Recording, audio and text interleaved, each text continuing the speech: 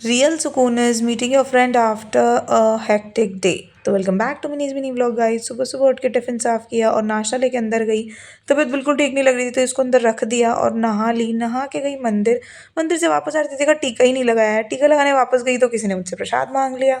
प्रसाद दिया, टीका लगाया और वापस पीजी आ गई और डॉक्टर के जाने वाली थी दिखाने के लिए। तो आंटी ने बोला नहीं भूखा नहीं जाना है बेटा, टाइम लग सकता है, आप कुछ खा के जाओ। सब्जी फेवरेट थी गट्टे वाली, तो मैंने एक रोटी खा ली और मैं फिर आ गई थी दिखाने। बहुत टाइम लग गया, वेटिंग लिस्ट बहुत बड़ी थी, इसलिए आके थक गई और सो गई दवाई लेके। शाम में मेरी फ्रेंड का फ़ोन आया, मैं आ रही हूँ, तेरा पीजी पता किधर है।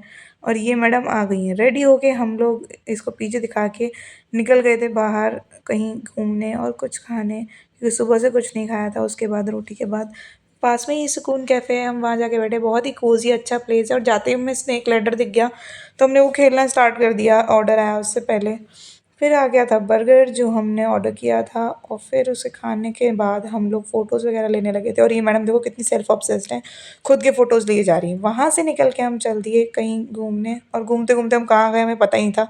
बीच रोड पे खड़े होके हँस रहे हैं, क्योंकि इसलिए हमें पता ही नहीं था, इसलिए हँस रहे थे क्योंकि पता ही नहीं था हम कहाँ पहुँच गए हैं। फिर हम आ गए थे इसके घर के पास पॉकेट बीन्स पे, थोड़ी देर बैठे, शेक पिया और फिर वापस आए मेरे पीजी।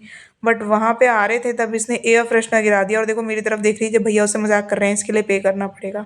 उसने मुझे पीछे छोड़ा और वो चली गई थी और मैंने स्टार्ट कर दिया सब कुछ चेंज वगैरह करना। और सबसे पहले झुमके उतारा है, क्योंकि आर्टिफिशियल झुमकों से मुझे बहुत दर्द हो जाता है। फिर मैंने किया मुँह धो के कपड़े चेंज और चली गई सोने। तो bye guys, follow for more.